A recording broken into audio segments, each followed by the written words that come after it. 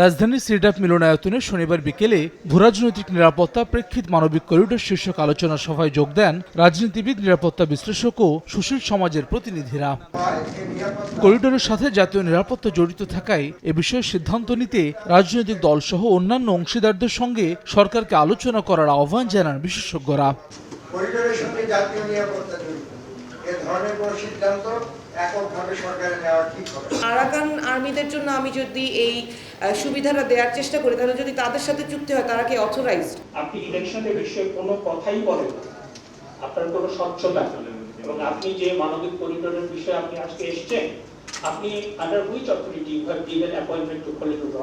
বিভিন্ন দেশে মানবিক করিডোর সামরিক করিডোরে পর্যবেসিত হয়েছে উল্লেখ করে বক্তারা বলেন, এমন বিষয়ে সিদ্ধান্ত নেওয়ার এখতিয়ার অন্তর্বর্তী সরকারের নেই। এ সময় বিচার ও সংস্কারের দোহাই দিয়ে নির্বাচন বিলম্বের সুযোগ নেই বলে মন্তব্য করেন তারা।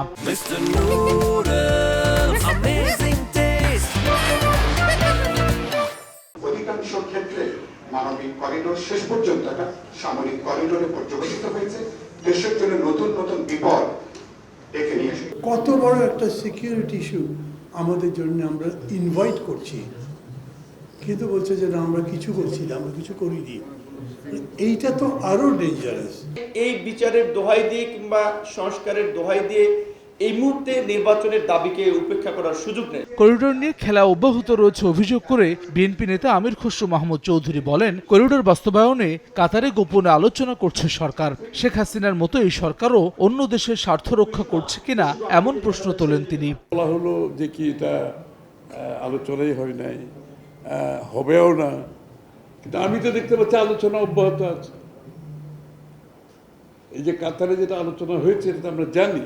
শেখ হাসিনা যেভাবে রাষ্ট্রের স্বার্থ জলাঞ্জলি দিয়ে, বাংলাদেশের মানুষের স্বার্থ জলাঞ্জলি দিয়ে ক্ষমতায় থাকার জন্য অন্যান্য রাষ্ট্রের ইন্টারেস্ট সার্ভ করত, তাহলে আপনি কি সেদিকে কোনো দিকে যাচ্ছে নাকি? এই প্রশ্নটা তো উঠতেই পারে। নির্বাচন থেকে দৃষ্টি সরাতে করিডোর ইস্যু সামনে আনা হতে পারে বলেও মন্তব্য করেন আমির খসরু। সরকারের আওতায় পড়ে। হাসান ওয়ালি, সময় সংবাদ, ঢাকা।